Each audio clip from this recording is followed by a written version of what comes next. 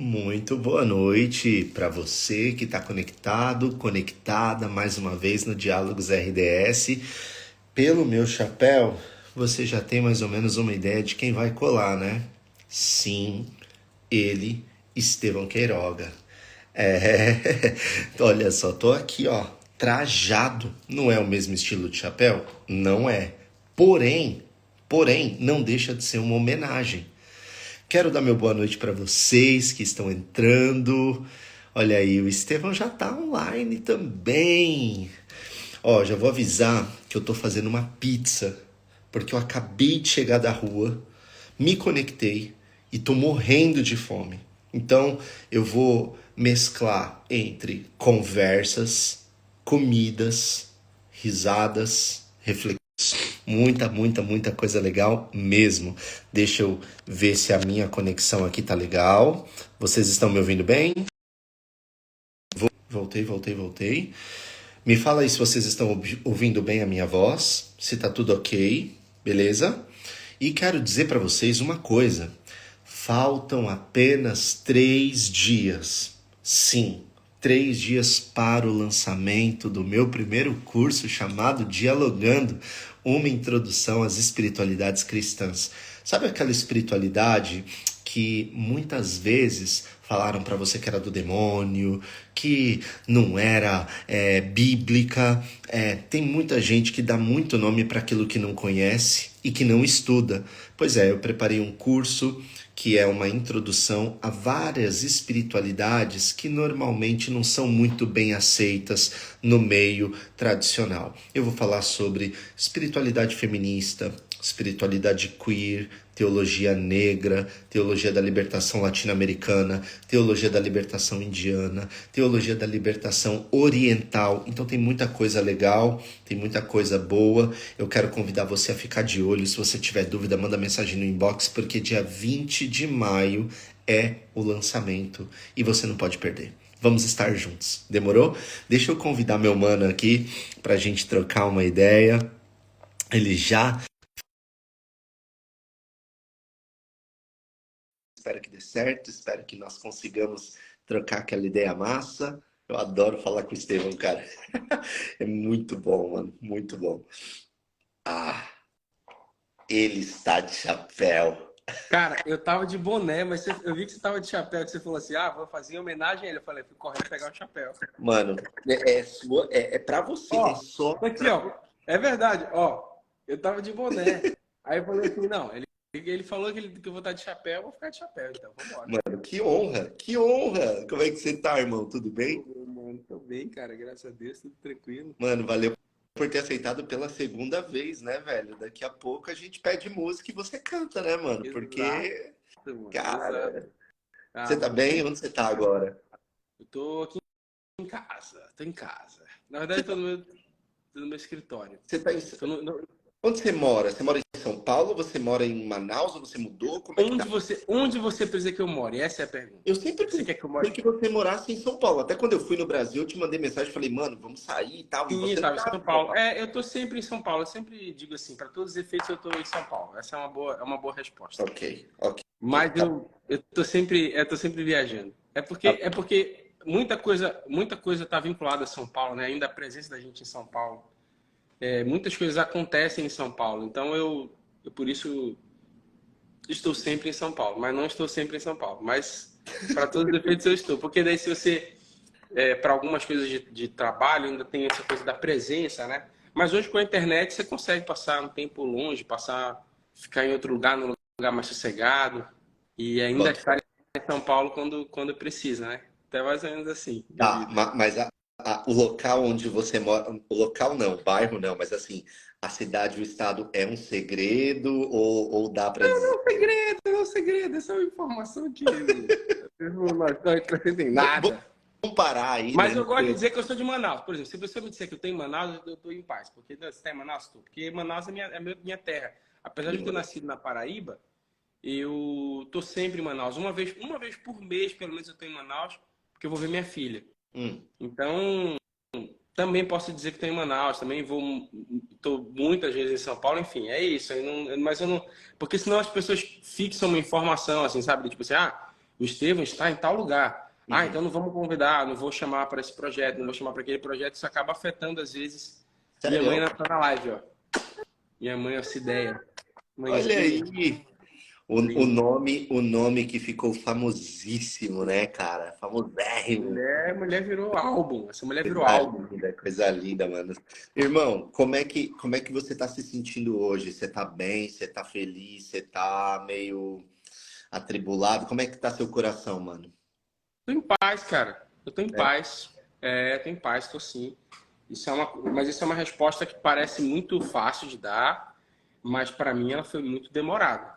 Demorou muito tempo para que eu pudesse responder que eu tô bem, ou que eu tô feliz, isso ser verdade, né? boto fé. Porque eu andei muito tempo, durante muitos anos da minha vida, angustiado e com uma angústia sem nome no peito, sabe? Aquela coisa assim que você não sabe exatamente o que é, uma mistura de crenças equivocadas, hoje eu entendo, né? Com questões emocionais, psicológicas, com decisões que precisavam ser tomadas, enfim, uma mistura de coisas. Mas eu acho que de um tempo para cá, uns 2 anos para cá, um pouco menos, talvez, assim, nessa faixa aí, eu consigo dar essa resposta sendo verdade. Claro que em outro tempo eu te diria, tô bem, tá tudo ótimo, mas não seria necessariamente verdade, né? Mas hoje eu posso dizer que eu tô bem e é verdade. Mano, assim, cara, de tudo que eu curto em você, tem várias coisas que eu gosto em você. Eu acho que eu fui apresentado a você como cantor, né? Então, eu adoro as suas músicas, eu gosto da mensagem que você passa, eu gosto da maneira como você canta. Enfim, eu curto você como esse músico que você é, tá ligado? Mas aí depois eu fui descobrindo outras paradas que me fizeram gostar de você, talvez até mais, tá ligado? Primeiro é o seu humor. Você é muito bem humorado, mano. É muito da hora assistir você, tá ligado? Seus Muita stories, sua loucura. vibe. É muito foda, tá ligado? Tipo, você é um cara assim que tem uma energia boa. Eu não quero fazer Uma aquela vibe. eu não quero ser aquele jovem desconstruído místico de esquerda Jovem que místico. fala que você tem uma Sei. mística, uma energia Uma, linda. cara, de uma vibe legal. Mas você é isso, você é um cara muito, sabe, que dá vontade de estar perto. Engraçado que a gente nunca esteve, né? Só uma vez, mas assim, nem andamos juntos, só ali na época de Paraná, Iapê e tal, aquele momento Foi. lá. Sim, mas nunca, a gente nunca. Nunca Foi, fizemos rolê juntos, né? sim, Tipo, eu acho que isso é coisa que depois da pandemia ficou mais. A gente passou a aceitar mais que a gente esteja próximo uhum. de gente que a gente não está próximo, né? Eu acho que É, foi isso. eu me sinto, assim, eu me sinto próximo de você, mas obviamente que é muito por conta daquilo que você produz e faz. Então, cria aquela ressonância, aquela identificação e pá. Mas também tem um outro lado seu que eu curto muito, que é a tua criatividade. A minha primeira formação é publicidade. Então, quando eu vejo um cara que consegue, assim, perambular por vários caminhos, eu fico fascinado, porque eu olho e falo, pô, mano, eu gosto, eu quero ser assim, eu me vejo um pouco assim, e eu fico feliz, né? E aí, mano, como eu vivo nessa vibe da espiritualidade, da parte religiosa também, eu comecei a notar um pouco mais essa faceta em você, quando você se expõe, quando você fala a respeito. E eu queria te fazer uma pergunta, mano. Ah, Para você, Estevão, o que que é espiritualidade hoje, mano? Depois de tudo que você passou, assim, tudo que você viveu, como é que você poderia definir essa palavra? Alan, para mim, veja, eu sempre gosto de fazer essas ressalvas antes de começar. Eu gostaria que as pessoas que me ouvem me desconsiderassem como mestre ou exemplo ou alguém que procura encerrar algum assunto e me enxergassem como alguém que está na caminhada lado a lado, né? Eu não me arvoro a ser líder em nada, até porque eu não tenho nem formação nem essa atribuição na minha vida. Eu tenho é, vocação, acho que é passível de discussão se eu tenho ou não tenho vocação, porque pode ser que alguém olhe para mim e diga, cara, as palavras que você me diz ou as atitudes que você toma me guiam de alguma maneira. Isso pode sim acontecer, mas não de maneira intencional, não porque eu me chame pastor Estevão, ou líder Estevão, ou mestre Estevão, ou babalorixá, seja lá qual for o título, a partir de qualquer espiritualidade. Então, eu vou responder isso como um caminhante, não como um líder, não como alguém que está dizendo, olha, o caminho é esse. Mas na minha caminhada de espiritualidade, só tem uma dimensão da espiritualidade que me interessa, uma só, que é a dimensão material da espiritualidade. Só me interessa a espiritualidade traduzível e perceptível na dimensão das relações. E eu vou dizer aqui interpessoais, mas não apenas interpessoais. Da interação dos seres que se pressupõem espirituais com a realidade ao seu redor. É a única dimensão que me interessa. Eu não quero dizer que essa é a única dimensão que eu vivo, porque eu tenho dimensões metafísicas da minha espiritualidade. Traduzindo, eu tenho coisas que acontecem na minha intimidade, na minha cabeça, que ninguém consegue ver.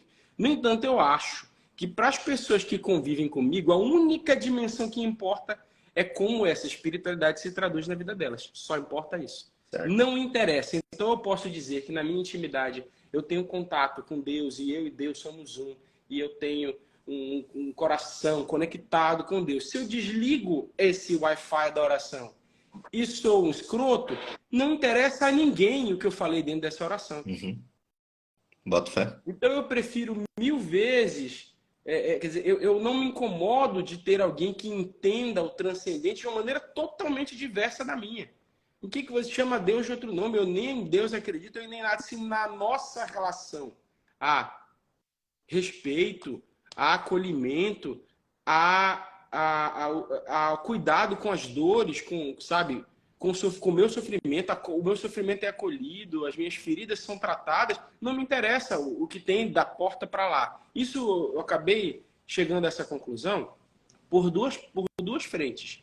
A primeira frente primeiro, por perceber que o esforço que eu empreendia na minha própria vida em me desenvolver espiritualmente, em ser alguém que tinha um contato com o divino, que fazia uma determinada disciplina espiritual, não necessariamente se traduzia de maneira efetiva na minha paz. Então significa, quanto mais eu orava, quanto mais eu lia, quanto mais fazia o que eu acreditava fazer, não necessariamente havia uma relação direta disso com o meu bem-estar.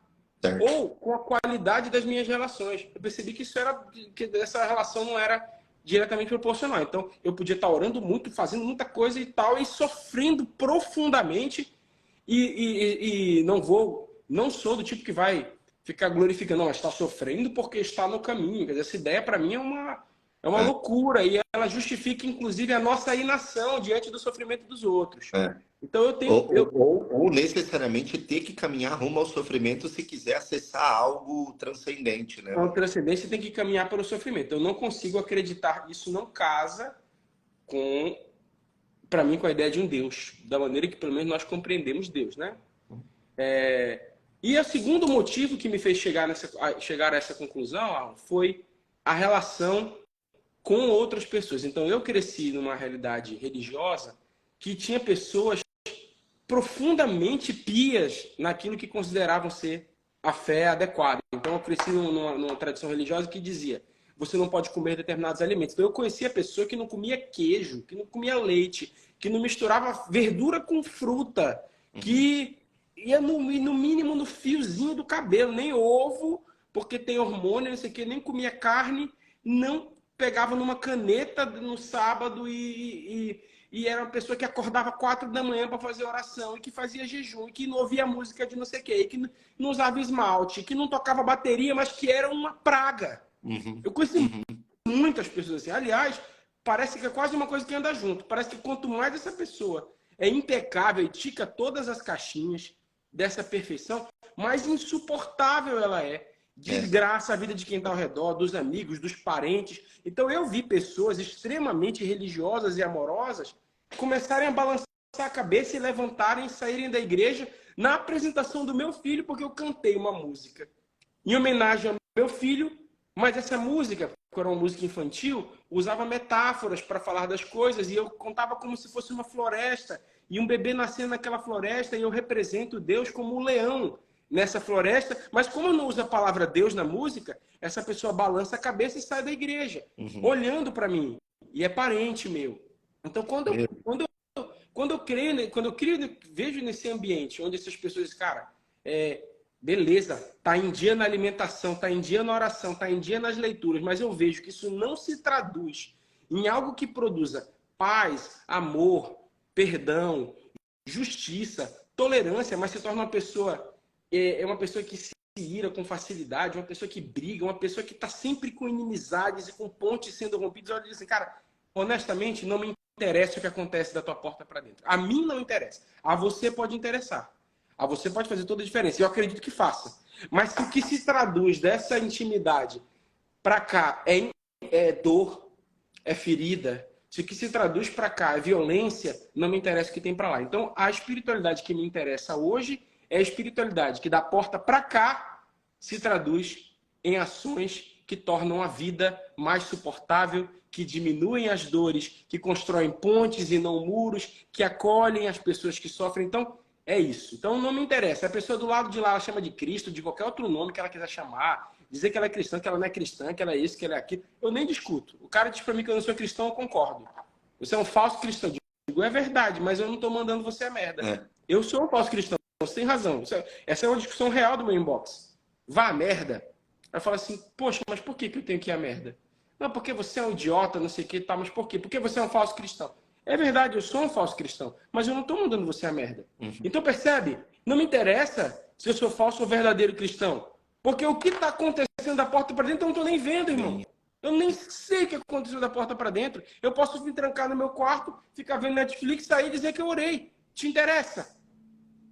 Eu posso estar vendo Netflix e orando. Eu posso estar de joelho achando que eu estou orando, na verdade estou dormindo. Não me interessa, bicho. E você pode, inclusive, fazer uma baita oração linda pelo alimento e ser um escroto com garçom. Então, tipo, essa incongruência, na real, que as pessoas às vezes entram e tendem a definir espiritualidade como um termômetro que te deixa mais perto ou mais longe de Deus, mais alienado das pessoas, né, mano? Cara, pode deixar alguém mais perto de Deus. Pode, eu não discuto. Porque se o cara me disser que viu, ou que não viu, ou que viveu, ou que não viveu, eu não discuto. Pode ter visto, pode ter vivido. Quem sou eu? Vou dizer, cara, eu vi meu avô. Eu não quero discutir, não foi seu avô. Seu avô tá, na verdade, não pode. Não me interessa. O que você viu seu avô. Depois que você viu seu avô, você fez o quê? Deu um soco na cara de alguém? Então, não me interessa a espiritualidade. Ah, não, depois que eu vi meu avô, eu comecei a cuidar melhor das pessoas. Cara, então, ok. Então, essa espiritualidade me parece estar num caminho de saúde. Essa é a única dimensão que me interessa. Então, não me interessa como interpreta, se chama de 1000 anos. Tem 1000 anos ou não tem 1000 anos?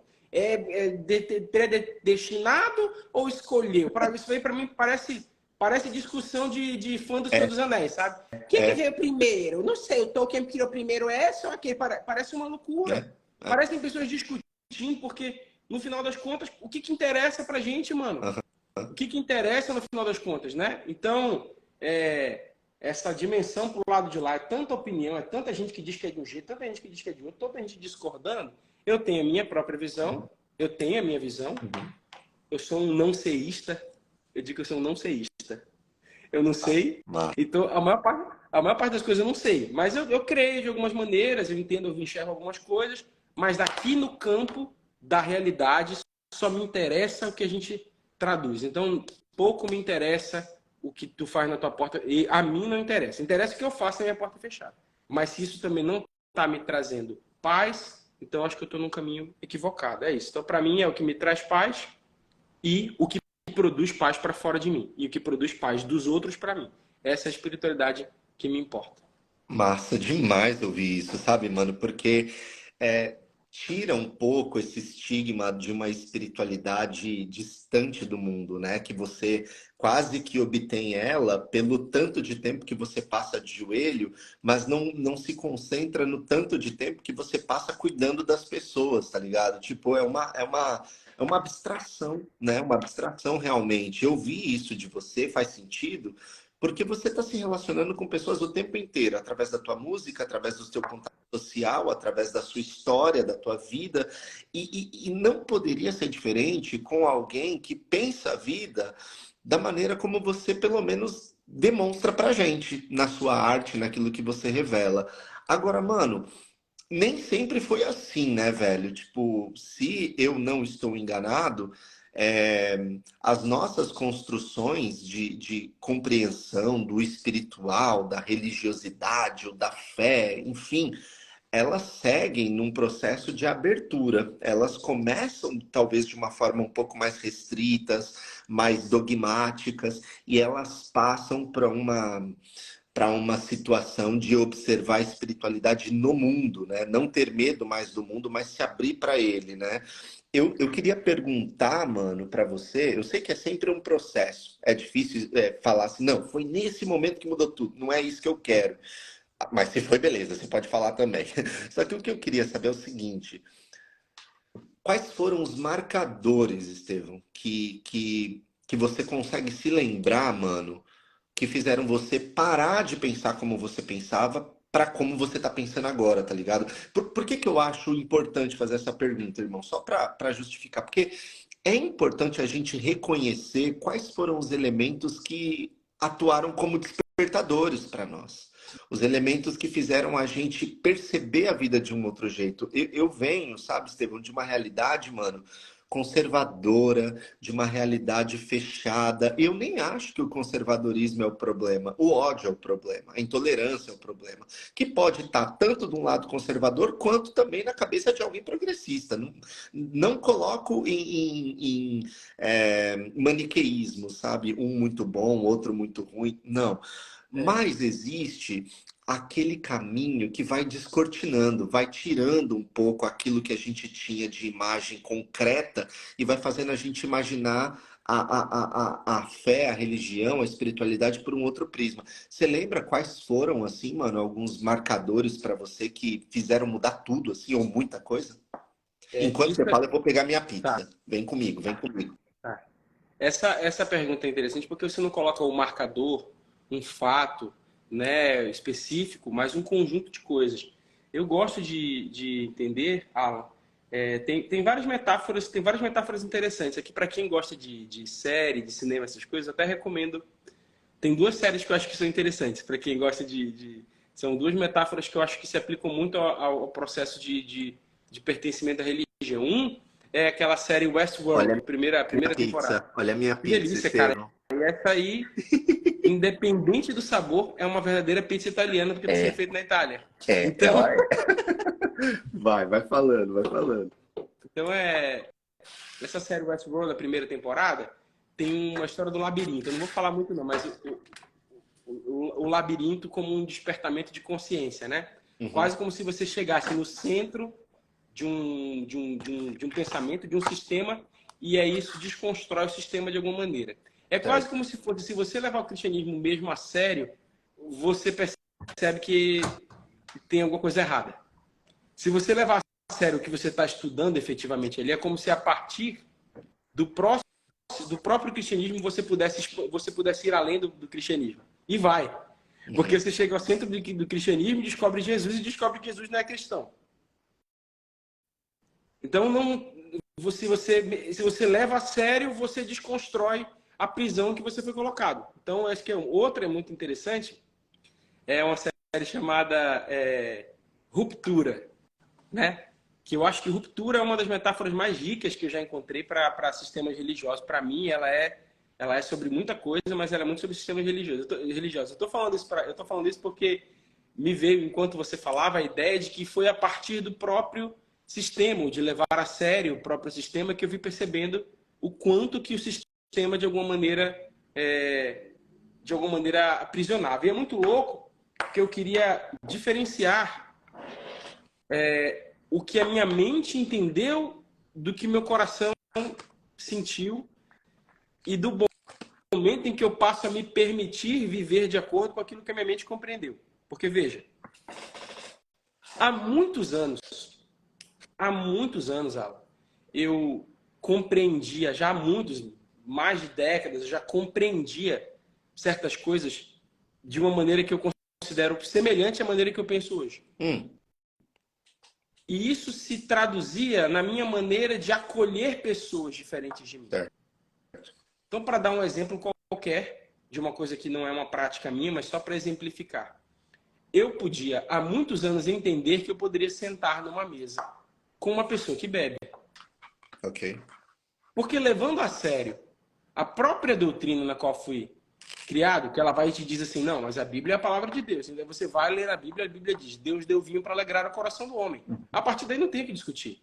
Não tem que discutir se é suco de uva. A partir desse momento em que eu entendia, em que eu estava consciente disso, eu estava preparado para sentar à mesa com alguém que pensava diferente de mim e que tomava lá sua cerveja. E tomava lá seu vinho e fazia o que quisesse. Então eu estava super tranquilo para conviver com essa pessoa.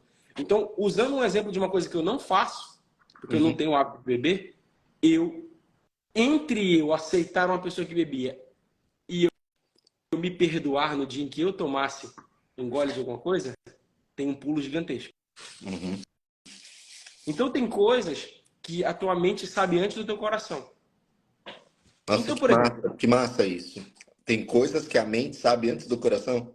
sim, tem coisas que a mente sabe. E às vezes, o processo de amadurecimento da gente, eu considero um processo, ele não é um processo liso. Eu não acho que o nosso amadurecimento é liso. O que significa assim, eu estou sempre com meu coração e com minha mente alinhados. Sempre. Não, eu acho que funciona assim. A mente vai na frente, o coração vem atrás. Às vezes o coração está na frente e a mente só reconhece que aquilo já está no coração. Aí você vai andando e aí você se contradiz. Você está completamente convencido, mas ainda não está pronto para viver aquilo. Então o nosso processo de amadurecimento é mais ou menos assim, na minha visão. Que massa, mano. A gente Nunca não tinha ouvido isso. a gente nunca tá. Eu entendo que nós nunca estamos amadurecendo de uma maneira. Agora que eu entendi. Não, você entendeu, cara, mas você ainda vai se trair, você vai voltar, aí você vai errar, vai se contradizer, vai. E esse processo vai acontecendo assim. Então eu entendo o meu processo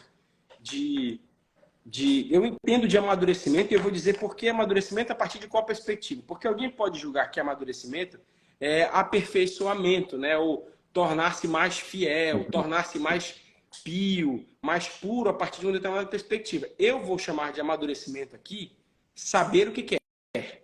Hum, Por que isso? Porque criando um contraponto do adulto com a criança não sabe o que quer e suas emoções são mediadas pelos seus tutores. Então, uma criança ela pode estar com sono, mas o tutor dela diz assim, tem que ficar um pouco mais acordada. Ou vai dizer assim, não, eu não quero dormir. E o tutor vai dizer assim, você vai dormir sim.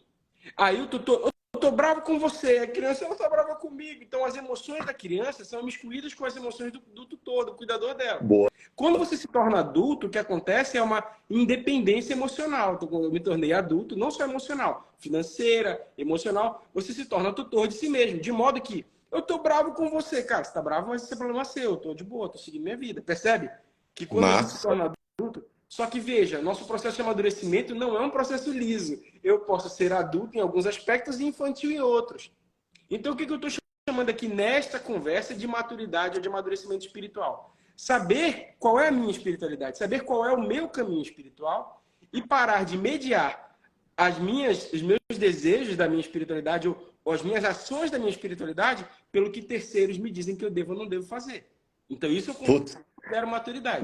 mas se você faz isso, você inevitavelmente tem que soltar da mão do intermediário entre você e Deus, cara. Lógico, é isso, é isso que eu tô chamando de amadurecimento. Mas Então, isso não gera um conflito mas dentro da mas vem cá, sua... não gera um conflito quando você é adolescente e começa a querer desobedecer sua mãe? Exatamente. Agora, o que você está fazendo não é exatamente o que sua mãe fez? Porque todos os movimentos religiosos não foram movimentos que foram infantis debaixo de outros movimentos, adolesceram e adulteceram e começaram a ter sua própria caminhada? Puta, que sacada. Não é isso que acontece? Então, eles nascem, vão e adultecem. Depois que eles adultecem, eles têm seus filhos. E aí querem que seus filhos façam com eles o que os pais faziam. É a mesma história. É a velha história do conflito de gerações. Então, veja, eu considero meu amadurecimento espiritual, não porque agora eu sei de tudo, agora eu aprendi, não, mas porque agora eu consigo andar com minhas pernas de tal modo que quando a pessoa olha para mim e me chama de falso, ou diz que eu sou isso, ou diz que eu sou aquilo, isso não necessariamente me afeta, porque eu estou adultecendo. Agora, como todo adulto, certamente eu tenho equívocos. Como todo adulto, eu posso errar. Como todo adulto, eu posso forçar alguém que está embaixo de mim a pensar como eu. E se você for só adulto, você também vira chato, né, cara? Porque a gente precisa do elemento da criança. Desculpa te cortar, mas a gente está trocando ideia, então a gente vai se passando por cima aí, Vai, tá de boa. ótimo. Tipo, tem uma filósofa que eu curto muito, ela se chama Martha Nussbaum, e ela escreveu um livro onde ela fala, ela dá vários modelos de ética. E ela fala das éticas não do modo como a gente está acostumado, né? A ética ocidentalizada. Ela fala da ética das crianças, a ética das plantas, a ética da música, e ela vai cruzando essas éticas, mostrando alternativas de como a gente pode conceber a vida. Aí só para dar uma palhinha rápida do que ela fala, que eu acho muito louco, muito louco. Quando ela fala da ética das plantas, ela diz que as plantas elas têm como características manter-se no mesmo local. A planta não tem perna, ela não sai andando. Então ela cresce no mesmo espaço aonde ela foi plantada, né? Digamos assim. E a beleza da aplicação dessa chave ética para a nossa vida é de que a gente não precisa necessariamente, para encontrar felicidade, estar mudando o tempo todo. É possível você, no ordinário, no local onde você está, se desenvolver e ser feliz. E aí ela fala da ética das crianças, que em resumo, muito resumido, a grosso modo, o que, que é para Marta Nussbaum? A ética da criança é a ética da brincadeira. O modelo que rege a vida dela é a brincadeira. Então, se ela não estiver brincando, a vida não está funcionando. Tudo ela encara em forma de um jogo. Então, quando ela vai para o banho, ela está brincando. Quando ela vai dormir, ela quer história. Quando ela acorda, ela quer brincar. Quando está indo para a escola, ela quer correr. E às vezes eu acho, sabe, Estevão, que a gente perde essa característica da infantilidade. A gente reduz o infantil ao, ao pífio, ao irrelevante. E quando eu olho, cara, a sua fala sobre o adultecer, mas ao mesmo tempo ter lapsos e momentos infantis, eu consigo também extrair esse elemento, tá ligado, mano? Tipo, do quão importante é você ser maduro para tomar decisões, mas o quão importante é você ser imaturo para poder enxergar a vida como uma brincadeira também, tá ligado? E isso, essa visão da maturidade como um processo que não é pronto, eu acho que tem a ver com isso que você está falando, né? Então, um processo em constante movimento. Então, eu estou amadurecendo no sentido de que eu sei o que quero, Uhum. eu cada Uhum. vez mais sei o que quero, e ao mesmo tempo eu não sei, ao mesmo tempo eu quero o próximo, eu quero a próxima compreensão. Então, Boa. eu entendo que esse amadurecimento não é um processo que se apronta.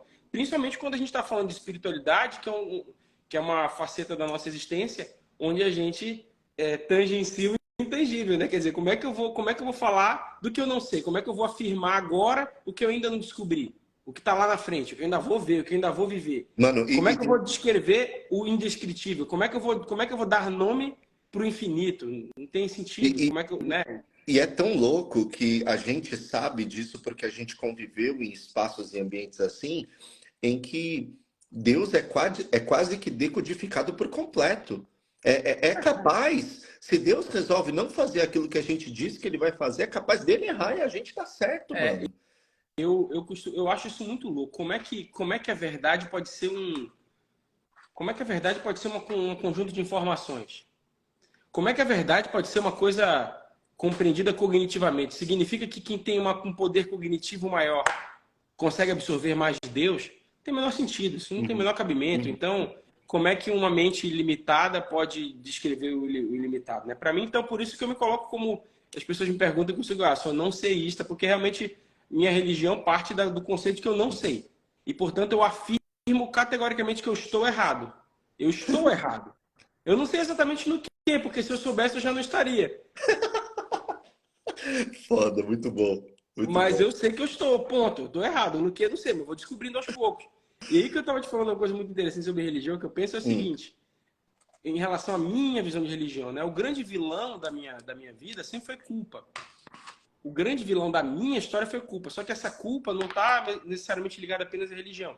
Ela vem de uma mistura de aspectos que passam por quem eu sou, pelo ambiente onde fui criado, pela religião. Então isso faz de mim. Eu sou um cara com muita culpa. Então eu também sou um cara perfeccionista. Então eu também fui muitas vezes um cara procrastinador. hum. Então essas coisas são todas interligadas, não dá para você colocar num lugar só. Mas eu vim de um sistema religioso que enfatizou muito a culpa. Então eu ouvi, desde pequeno, frases, e você ouve isso numa época em que você é criança, as coisas têm um impacto muito grande sobre você. Real. Então imagina, eu ouvi frases de crianças do tipo assim, cada segundo, cada minuto, cada milésimo de segundo em que você estava fazendo nada, não é fazendo uma coisa errada, bastava não fazer nada, Deus vai te cobrar por cada segundo. Você tá maluco. Meu filho, o que você fez naquele minuto, naquele segundo, naquele instante onde você ficou sem fazer nada?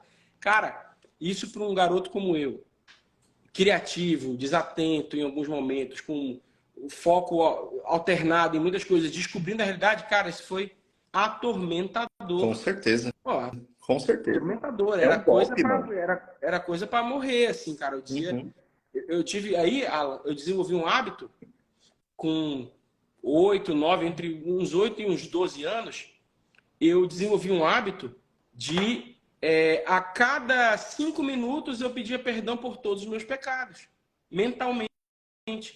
Porque eu tinha medo de Jesus voltar nesse meio tempo e nesse meio tempo eu não ter confessado algum segundo que eu tivesse perdido, distraído, e ele ia me matar. Uhum. Então veja, por mais que essas coisas, depois de um tempo, pela própria, mais uma vez, pelo próprio sistema você vai quebrando, você vai dizendo, gente, isso é uma loucura. Isso não faz sentido, né? Então, se isso não faz sentido, aí você vai desconectando, você vai desmontando. Mas essas coisas deixam marcas emocionais muito profundas na gente.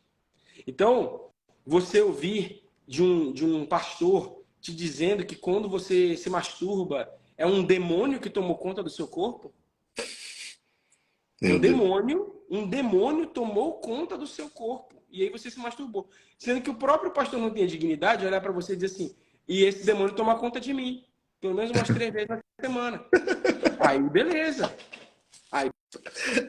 Porque a gente está conversando já a partir do mesmo ponto. Não, mas não é tão grave, tá? Porque o demônio de vez em quando toma conta de mim ele também, né? Porque quando você vai para as estatísticas, fizeram uma pesquisa nos Estados Unidos, 80% dos pastores entrevistados admitiram consumir pornografia no último ano.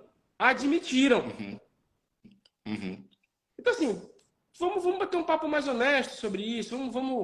Vamos conversar coisa mais... Então, mas você cresce com essas coisas, e aí a metáfora que eu gosto de fazer é a seguinte.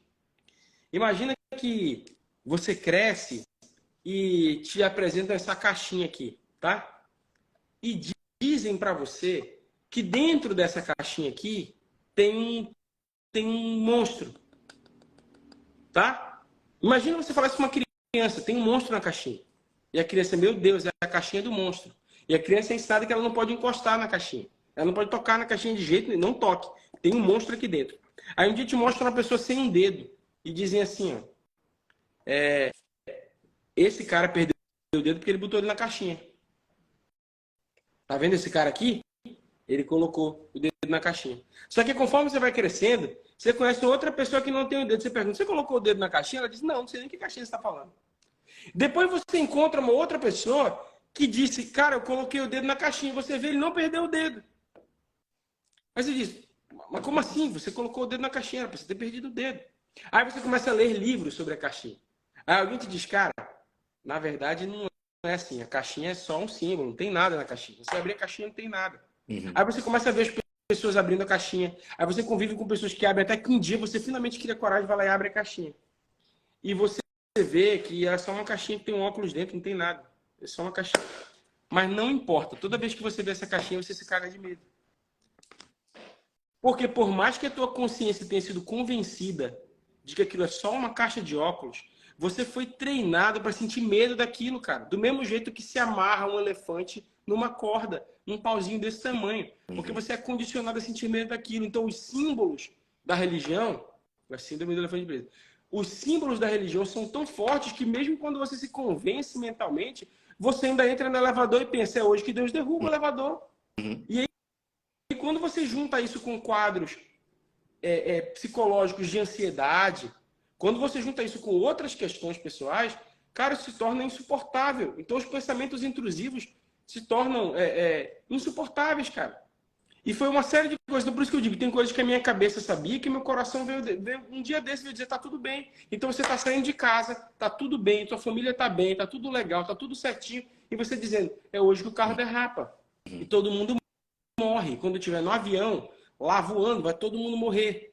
De onde vem esses pensamentos, cara? Então esse pensamento, não é culpa da religião. Não, mas a religião é um agente também.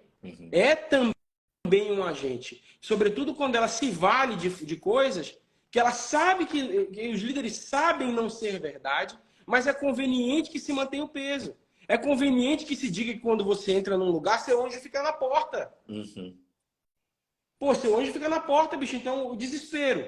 É conveniente dizer que alguém que morreu consumindo determinada substância não vai para o céu, mas se o cara morreu, para dar um exemplo, né, como há sempre as preferências dos erros, dos pecados. Então o cara diz assim, olha, se eu cheirar pó e bater uma moto no muro e morrer, todo mundo vai dizer, ai que pena, esse não vai para o céu. Mas se eu estiver comendo galinha e me entalar com um osso de galinha e morrer na glutonaria, todo mundo vai lá dizer, ah, mas um dia a gente vai estar com ele debaixo da árvore da vida. Ele Então foi não um bom tem rapaz. critério. Não há critério. O que há é um discurso conveniente. Esse discurso é conveniente. Eu chego à conclusão, uma vez que esse discurso não tem respaldo na realidade, porque estamos tratando de pessoas que praticam os mesmos atos que condenam, então não tem respaldo na realidade, eu chego à conclusão que esse discurso é feito porque só o discurso em si é a intenção. A intenção não é que as pessoas mudem de vida. A intenção não é que as pessoas abandonem as práticas que fazem ou que as oprimem. É só que elas continuem fazendo, mas não abram mão da culpa. Então, cara, a culpa, para mim, se tornou um vilão gigantesco ao ponto de a minha cabeça me permitir viver a minha vida com dignidade, com liberdade, mas ela ser um sugador da minha alma, cara. Um sugador da minha paz, ao ponto de eu não poder estar parado sozinho e estar em paz. Meu Deus, Então, mano. quando eu vivi isso, e o Brian foi um cara muito importante nisso, porque o Brian se torna meu amigo. O Brian, além de ser um teólogo, a gente, além de ser um teólogo super Ele é um gênio para mim. gabaritado, Na minha ele é concepção, um ele é um gênio, não gênio. é um gênio, além de ser um historiador, teólogo e tudo mais, e tudo isso, é psicanalista também e é meu amigo. Então eu tive conversas com o Brian que eu não tinha tido ainda alguém dentro do universo da minha espiritualidade, seja, que dissesse, beleza, eu entendo onde você está, vamos mandar para lá. Alguém que pudesse dizer assim, é isso mesmo, mas é isso mesmo. Ah, tá tudo bem? Não, então tá tudo bem. Então, eu tô falando aqui de coisas simples, cara, porque para mim eu posso dizer que a grande virada foi quando eu compreendi que tem muitas conclusões teóricas às quais eu cheguei que foram importantes para minha caminhada. Então, pô, como é importante você entender que você não deveria criar um padrão moral a partir de um livro cuja própria moral você condena. Os próprios cristãos de hoje condenam a moral que era tolerada nos tempos bíblicos. Então, Exato. não adianta. Quer dizer, não, mas era outra época, era outra cultura, era outro contexto. As pessoas ficam importando o texto para tentar caber que tudo bem ter escravo na época. Mas coisa assim que você fica, cara, não tem sentido o que você está dizendo. Então, e aí, mas você vai, essas compreensões vêm de leituras, elas vêm de muitas coisas, mas para mim a grande virada é o momento em que eu entendo, olha só que absurdo que eu vou dizer, eu entendo que Deus não quer me matar. Eu entendo que Deus não está esperando uma oportunidade para me matar. Cara, Mas veja, isso é muito louco. se gravam essa live e eu tenho um infarto hoje à noite e morro, Vai ser usado contra você. não vai ser usado não contra mim, porque eu já vou estar morto. Vai ser usado contra os outros que estavam presos. Diz assim, tá vendo? Olha lá, não vai usar chapéu, que Deus te mata. Ó, não vá usar cordãozinho, Deus te mata. Então é o Deus do Titanic. É o Deus que um cara X aleatório, tá lá dentro do Titanic e diz assim, rapaz, nem Deus afunda esse navio. Aí Deus, ah é?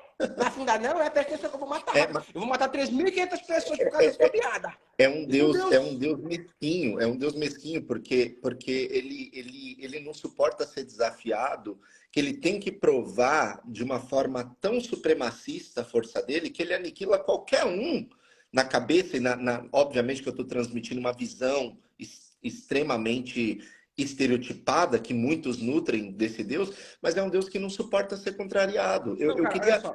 olha só, Alan, Deus perdoa. Esse Deus aí, ele perdoa estuprador, ele perdoa assassino. Desde que você entre na igreja certa e vote na pessoa certa, ele perdoa qualquer pessoa, mas ele não perdoa piada. Não, você pode até estuprar, matar, você pode ser um genocídio, pode fazer o que você quiser. Eu perdoo, se você se arrepender, tá tudo bem. Mas piada eu não gosto. Eu não gosto de fazer piada Não comigo. faça Que eu piada no mato. meu nome. Uhum. Não. Aí assim, aí o Jean Boechat vai lá, dá uma entrevista falando de Deus.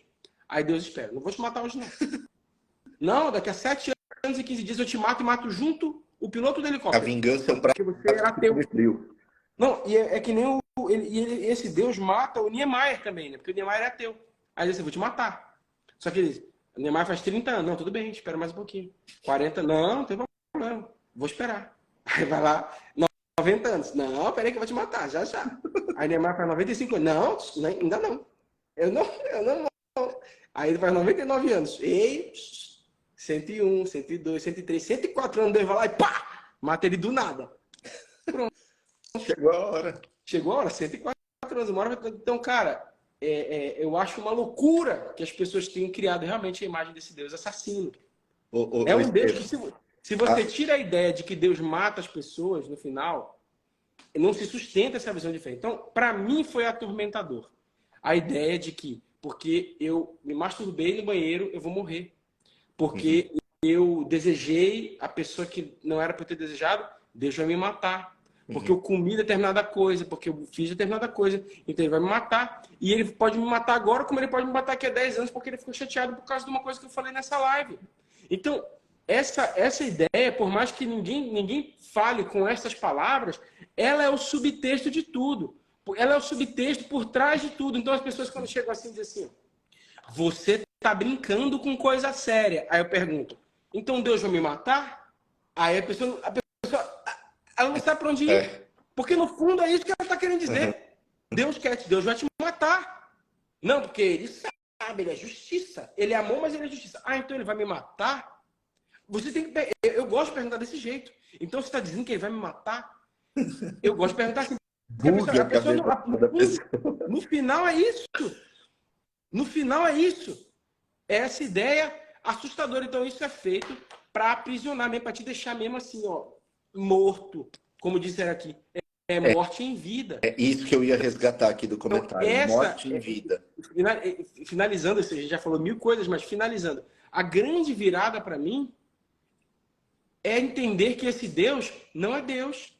E que esse Deus não é a presença imanente em mim. Não é.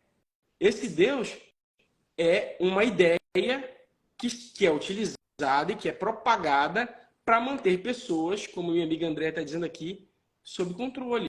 E a minha mente entende isso, mas eu preciso matar esse Deus no meu coração. Porque senão eu não tenho paz.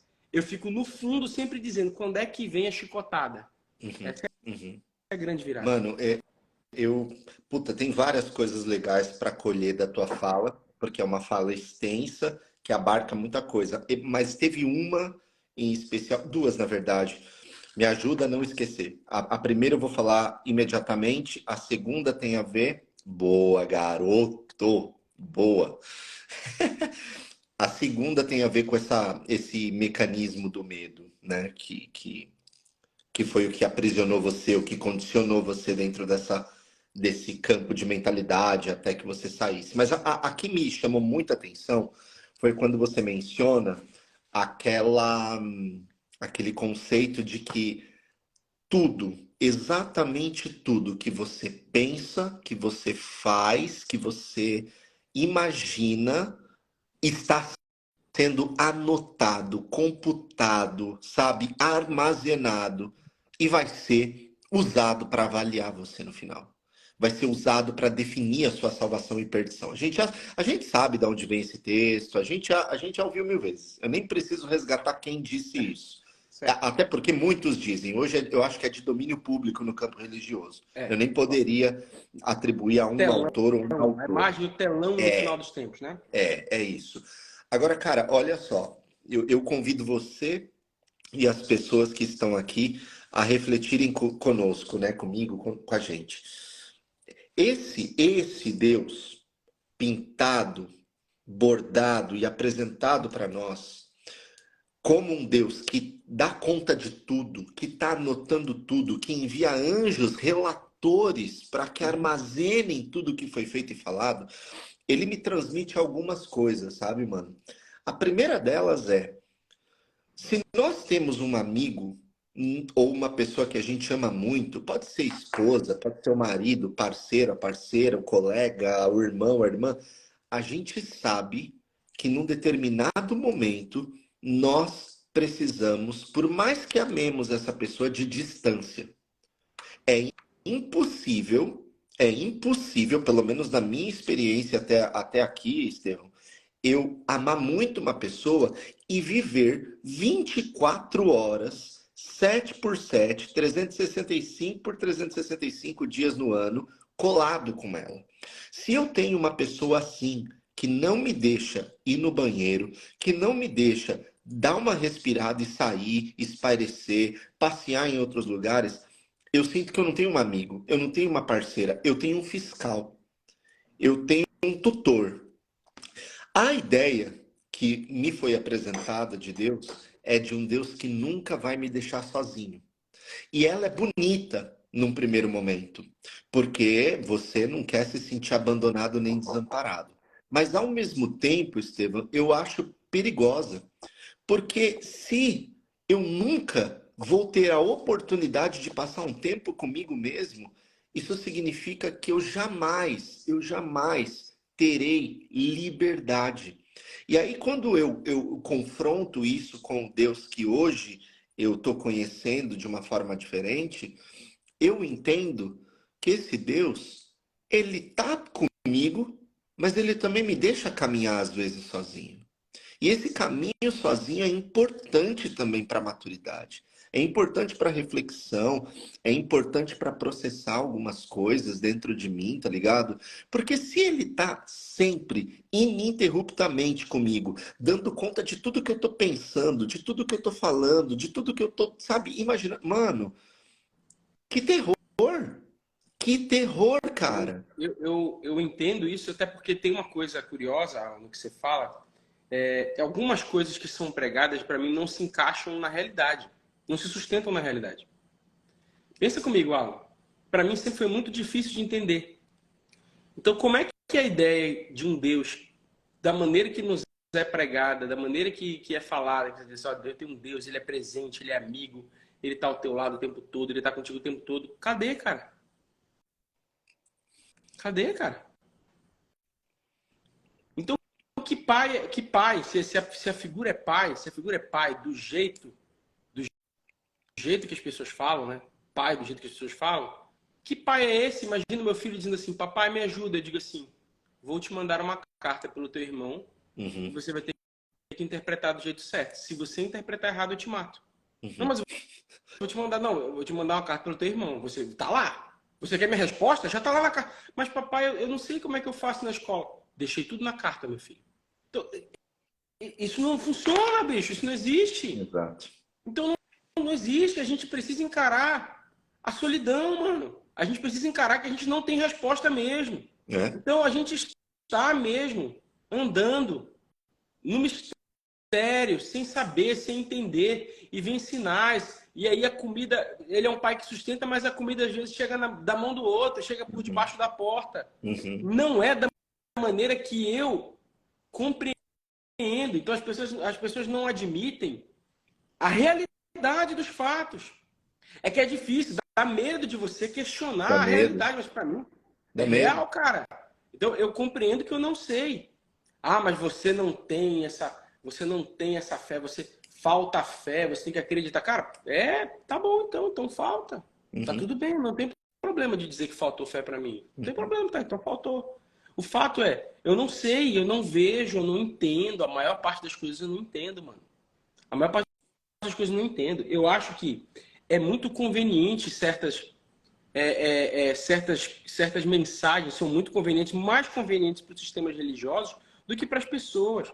Essa visão do Deus que está o tempo inteiro comigo, que nunca me abandona, dependendo da maneira que você enxerga, é maravilhosa, porque significa, cara, eu tenho o suporte dele a todo momento Exato. ao meu lado. No entanto, eu compreendo que tem certas coisas, ou a vasta maioria das coisas da nossa existência, no mínimo nós somos coparticipantes.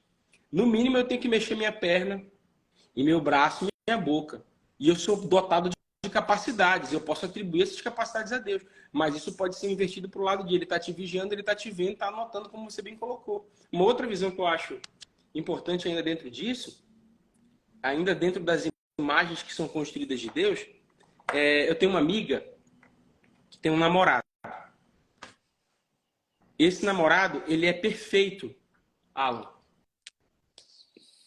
Perfeito. Ele, cara, é um cara que não tem defeitos, basicamente. Ele é generoso, ele é bondoso, ele é justo, ele faz tudo pela minha amiga. Tudo por ela. Tudo que ela pede, ele faz. Ele é, cara, perfeito. Ele é perfeito no trabalho, perfeito na família, não tem erro nenhum. E ele olha para minha amiga e diz assim para minha amiga: você tem sorte de eu estar com você. Porque você não merece um cara perfeito como eu. Você é um lixo, você é um vermezinho, você é nada. E quando eu olho para você com suas imperfeições, vejo você uma pessoa podre, uma pessoa cheia de defeitos. Você não vale nada. Se depender de você, você só faz besteira. Porque você é nada.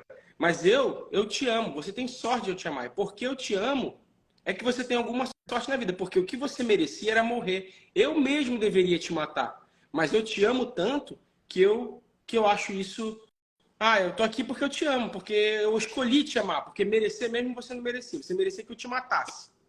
Todo mundo acha esse cara um psicopata, um doente. Todo mundo diria para minha amiga que ela tem que terminar o namoro. Sim ou não? Que ela está lidando com um sociopata. Perfeito, meu amigo Lucas Martins está dizendo. Ele é um lixo, não é? Ninguém aceita essa relação de uma mulher com um homem. Ninguém aceita essa relação de um pai com um filho. Mas essa é a relação que querem que a gente tenha com Deus. Então Deus olha para mim e diz: você é um lixo, você é um bosta, você não vale nada, você merecia morrer. Eu queria te matar, sabe? Eu ia te matar. Se eu não tivesse matado meu filho, eu já estava te esganando e te queimando, porque na hora que você nasceu, você já era podre, já era um lixo. Pô, bicho, alguma coisa não está batendo certo nesse negócio. Uhum. E eu não estou querendo dizer aqui para as pessoas que eu não acredito. Você não acredita em Deus? Não, tá tudo certo, acredita, tudo bem. Mas eu acredito que ele me colocou aqui, que me dotou de capacidades, me dotou de oportunidades de escolher, capacidade de escolher, algumas dificuldades, alguns obstáculos, algumas coisas que eu cresci, algumas virtudes, coisas que eu posso desenvolver, que eu posso melhorar, contribuições que eu posso dar para o mundo e que eu posso até atribuir a ele. Dizer, não, foi ele que me deu essa inteligência. Foi ele que me deu essa capacidade de escolher direito. Foi ele que me deu. Que Deus é este? É o Deus que todo mundo prega, amigão. Porque se eu chegasse na igreja e dissesse assim, ó, pegasse o microfone e dissesse assim, ó, somos lixo, somos nada, somos pó, pecadores, Todo queremos mundo matar, diria queremos amém, viver, amém, não amém. prestamos, você é lixo, você não vale nada. Deus poderia te fulminar agora, ele poderia te destruir agora, porque você sabe que no seu coração você só quer fazer um mal, você só quer fazer... Todo mundo diria o quê? Amém. Ó, Amém. Amém. metáfora legalzinha, mas nada a ver com o evangelho. Você não consegue contradizer que você diria amém se eu dissesse isso. Porque vocês dizem amém, nós dizemos amém quando as pessoas vão na igreja e mantêm as pessoas acreditando que elas são lixo, são nada e são bosta.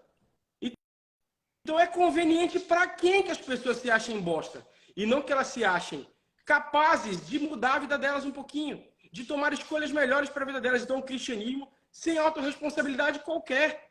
Porque é um cristianismo que diz assim, ó, você é bosta, que pregações são essas que tu anda ouvindo, homem? Que pregações são que tu anda ouvindo? Tu deve frequentar essas igrejas de gente desconstruidex. Deve ser isso. Parabéns. Porque se Aí tu tá dizendo chega na maior aí, ó, parte das então Deus igrejas, não é meu irmão. pai, as pessoas morrem de medo. Deus não é pai, ele é pai, mas com certeza não é como meu pai. Mas tem uma coisa também, Estevão. Ele é pai, mas ele não é só pai. Ele é pai, ele é mãe, ele é galinha que coloca os pintinhos debaixo das asas. A gente está acostumado a atribuir um tipo de denominação a Deus como se ele fosse realmente só pai. Ele não é só Aí tá pai. dizendo, ó, mas ele não amou o mundo de tal maneira, as pessoas estão, é tanto medo de pegar um arquétipo e dizer assim, bicho, não resolve, não explica tudo. Que tá dizendo assim, então Deus não amou o mundo? Então ele amou, cara, amou o mundo, mas ele não, mas quando você estava chorando, ele não pegou um lenço e colocou no seu olho. Ele fez a sua mãe pegar o lenço e colocar no seu olho, se é que foi ele que fez. Você vai ter que passar isso pela sua mãe. Então, é simples de entender. Nossa visão, as palavras que nós atribuímos para Deus, não explicam a totalidade de quem Deus é. Então, se somos filhos, não faz sentido nos diminuirmos. Então, gente, aí a gente fica tentando encaixar as coisas na maneira que pregaram pra gente. Eu digo isso sem problema, porque vocês vão dizer que eu sou falso cristão mesmo. Então digam que eu sou falso cristão. Agora, o que eu entendo aqui é uma fé sem autorresponsabilidade, porque entende que a conversão é um negócio místico que acontece e não simplesmente uma compreensão de que você pode ser melhor. Então, tá cheio de gente convertida, cheio de gente, ele quis dizer pietista, ele não escreveu petista, ele mesmo se corrigiu depois, tá? Eloy Pires. Então, o que eu quero dizer é o seguinte, eu compreendo que eu sou uma pessoa dotada de uma tonelada de defeitos e de uma tonelada de outras potencialidades. E que eu estou fazendo escolhas de algumas coisas, outras coisas eu nem sequer escolho, porque eu sou fruto do meio de dois seres. Não dá para pegar uma única doutrina, uma única visão e dizer, pronto, está aqui tudo explicado. Você fala de livre-arbítrio. Livre-arbítrio não se explica na totalidade. Por quê? Porque nós não estamos escolhendo a partir do mesmo ponto, cara. O Alan está escolhendo a partir da história dele, o Estevão a partir da história dele. Mas predestinação também não explica tudo. Porque existe escolha. Então, a verdade é que a gente não sabe, bicho. A gente tinha que ser mais humilde. Aí vai dizer assim, não, mas o ser humano é mau. Ele é mau, mas ele também é bom. E vai dizer, não, mas é bom quando o Cristo... Não, o ser humano lá na Groenlândia, que nunca ouviu falar de Jesus, é bom. Ah, mas é porque a graça comum. A gente está tentando o tempo inteiro encaixar, a partir da nossa visão, a experiência humana. Não dá. No final, Estevão, no final vira um jogo de domínio e poder mesmo, tá ligado? Tipo, quando a gente tenta encaixar, quando a gente tenta fazer com que faça sentido dentro da nossa perspectiva, de certa forma, uma imposição da nossa perspectiva. Discípulos de Caio Fábio. Cara, eu nem sou discípulo de ninguém, mano. Nem se você... Entendeu como é que é? As pessoas estão querendo o tempo inteiro encaixotar, porque eles não conseguem pegar um fato real, concreto da coisa e assumir que, cara, pô, você tem razão, realmente, eu nunca vi. Não consegue admitir. Aí o que acontece? A pessoa chega com uma visão diferente e aí ou ela se entorta e encaixa dentro da visão dessas pessoas ou ela é cuspida fora. Então, se você consegue fechar o seu olhinho e dizer assim, Jesus me dá comida e aparece uma marmita na sua mão, parabéns! Eu estou feliz por você. A maioria das pessoas tem que pegar ônibus e trabalhar para ganhar a marmita. Outras pessoas ganham a marmita porque um vizinho bate na porta e esse vizinho às vezes é do candomblé. Então, bicho, você vai pegar e vai dizer, Caio Fábio, né? Você são esquerdistas, faça o que você quiser, mano. Não dá. As pessoas são diversas, as experiências são diversas. Se você diz, papai do céu, me dá R$1.000 e pinga no seu Pix, de um Pix do além, parabéns. Eu tive que trabalhar hoje à tarde para poder ganhar o meu Pix. Então, se você entende... Não, mas Deus é pai porque ele te mandou a pessoa que trabalhou com você para você ganhar o Pix. Ótimo! Ótimo! Parabéns! Então, tá tudo bem. Mas o que eu quero dizer aqui é, estas visões convenientes, essas visões... se tu nem precisa de redenção, tá vendo como é que é? Tu não precisa de redenção. É isso? Tá entendendo, bicho? Por que eu deixo para você, que é pastor, lidar com isso? Porque as pessoas vão dizer que o cara não precisa de redenção. Quando o cara diz assim, não, eu entendo que Deus me deu características boas e características ruins, e eu estou vivendo e amadurecendo. Quer dizer, então tu não precisa de redenção, então tu é o bom. Não sou bom. Se eu fosse bom, eu dizia que eu não estava melhor. Eu sou péssimo, e às vezes eu sou ótimo. E às vezes eu sou péssimo. É isso. Meu mano. Você também. Às vezes você é bom, e às vezes você é um lixo, e às vezes você é legal. Então, você vai pegar o maior bandido do mundo, e o maior bandido do mundo, às vezes, tem coisas boas.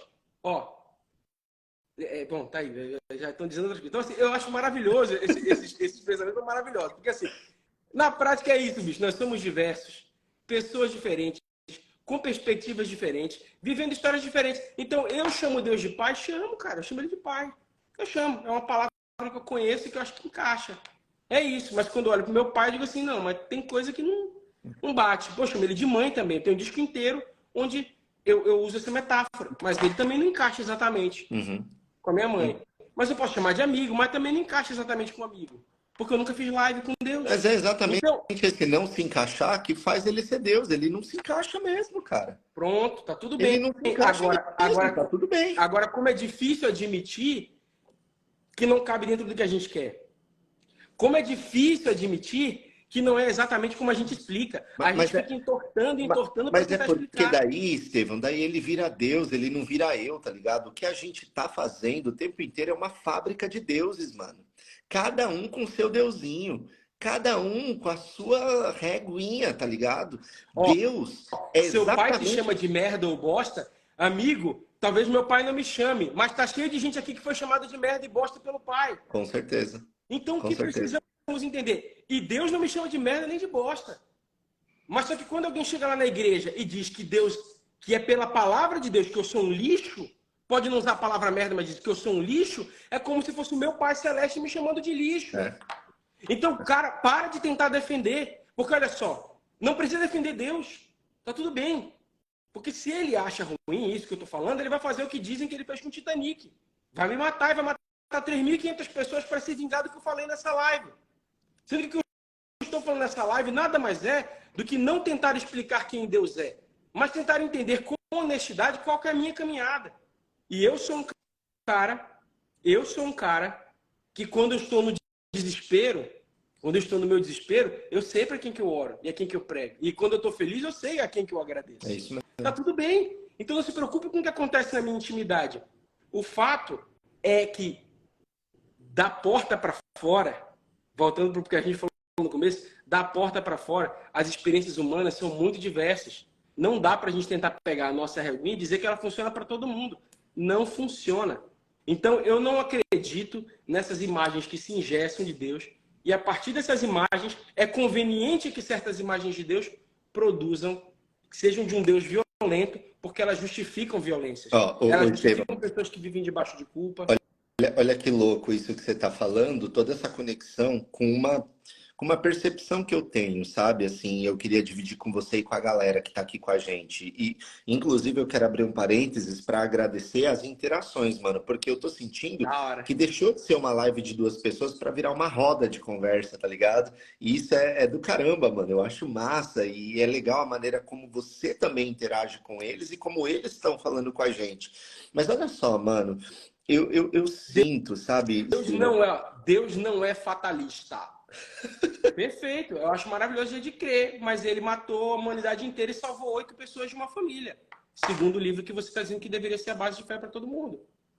Então, não dá para você pegar e você não entenda. Você não vai encaixar a sua frase com a Bíblia toda, nem a Bíblia toda com o que o outro crê. Não vai, bicho. É Mano, entortar. é Aí eu tô dizendo, impossível. Deus não existe, gente. É isso. Para algumas pessoas vai ser essa a resposta, para outras vai ser que existe. Enfim, mano. Agora, olha que louco, né? Tipo, eu sinto que os cristianismos, porque eu acho que seria até uma injustiça falar o cristianismo, porque são tantos, são tão plurais, são tão diferentes, mano. Até a mesma denominação religiosa tem maneiras distintas de enxergar determinadas questões, sabe? Sim, é isso. Hoje, por exemplo, eu fui junto com o diretor da faculdade de teologia numa manifestação contra a homofobia, junto com outras denominações religiosas aqui na Itália. Só de narrar isso, a gente já percebe que jamais aconteceria em determinados países esse tipo de movimento, tá? Mas eu fui lá com ele, né? E aí eu estava junto com a religião anglicana, junto com a comunidade evangélica inclusiva e com algumas outras também, né? E com algumas organizações. Vai vendo, mano. A gente parou na Praça Central de Florença por 1 hora para a gente colher testemunhos, cantar, refletir sobre as injustiças, protestar, várias paradas, tá ligado? Estevão, era incrível, mano, o sentimento de medo em estar naquela roda. Porque as pessoas que passavam, às vezes olhavam torto, às vezes uns caras se aproximavam assim com as mãos nos bolsos. Às vezes a pessoa passava e xingava, tá ligado? Mano, a galera tava cantando Amazing Grace, só que tinha Olha. as bandeiras LGBTs, tá ligado? Hoje é o dia do combate à homofobia, o dia internacional, né? E aí, mano, depois quando acabou a parada, eu falei com esse diretor, eu falei assim, você sentiu o aroma do medo?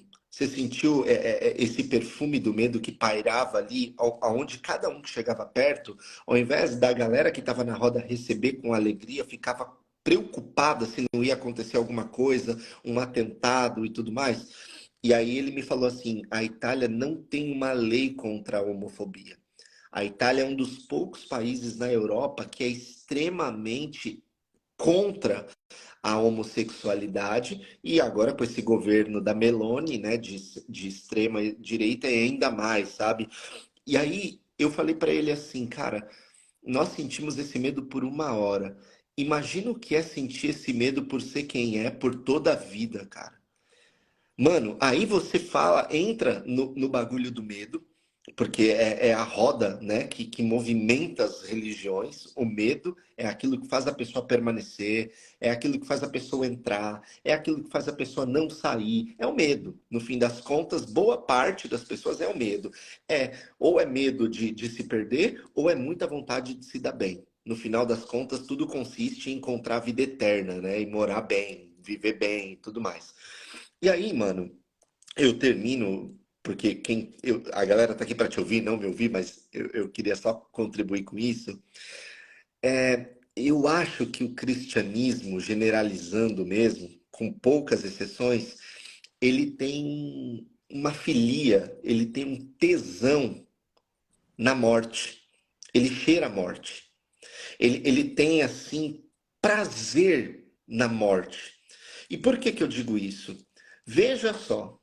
Você não vê um religioso andando na rua com um cordão de Jesus ressurreto, mas você vê uma pessoa andando na rua com um cordão de Cristo Com a crucificado. logomarca, com a logomarca do vilão. É a marca da morte. Eu sei tudo que essa morte significou, eu sei no que essa morte resultou, eu já aprendi isso, eu já entendi. O que eu quero chamar a atenção é o corpo de Jesus sangrando que é idolatrado e não ele com as vestes brancas ressurretas. A gente tem nas paredes dos locais públicos, nas igrejas católicas e em muitas evangélicas, a cruz e o flagelo do corpo dele como símbolo, e não a imagem dele vencendo essa morte.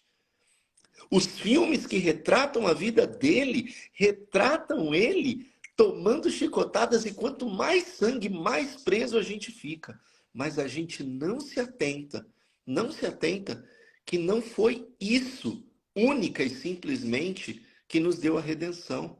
Foi o fato de ter uma perspectiva de vida para além disso.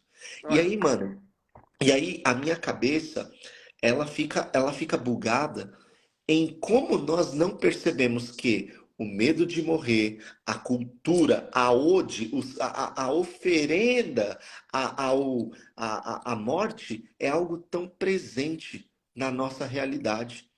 Não tem como a gente mudar uma mentalidade, inclusive se nós quisermos ser cristãos desconstruídos, etc., se a gente continuar adorando a morte. Eu sinto que é isso que a gente faz, tá ligado? E a gente não adora qualquer morte. A gente adora a morte violenta.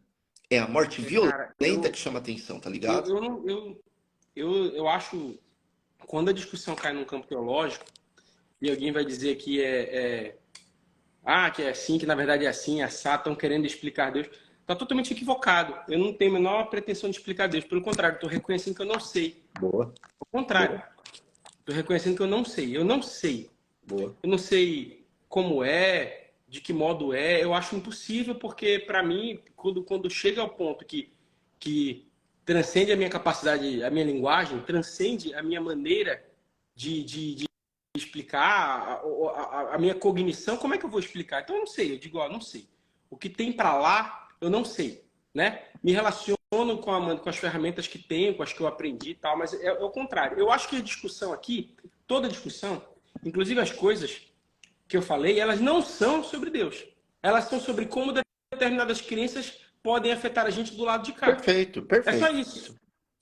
Então, veja, alguém pode dizer assim, eu creio em Jesus, assim, assim, assado. E essa crença em Jesus dessa daquela maneira, produz nessa pessoa uma vida, por exemplo, de responsabilidade. Não, me torno autorresponsável, reconheço que eu tenho responsabilidade pelos meus atos, sejam bons, sejam ruins, né? Eu tenho responsabilidade, as minhas ações têm consequências na vida das pessoas que eu amo e na vida das pessoas que eu não amo também.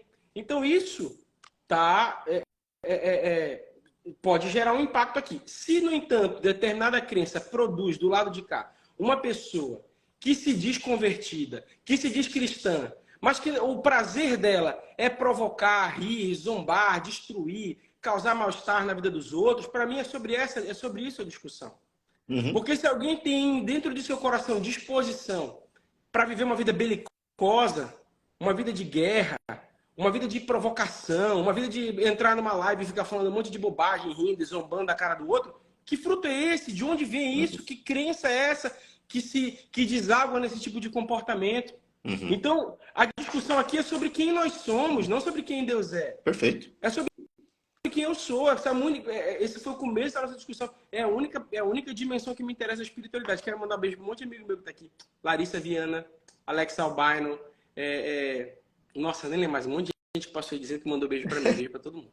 Então, a única discussão é sobre quem a gente é. A discussão que me interessa é a discussão de quem eu sou.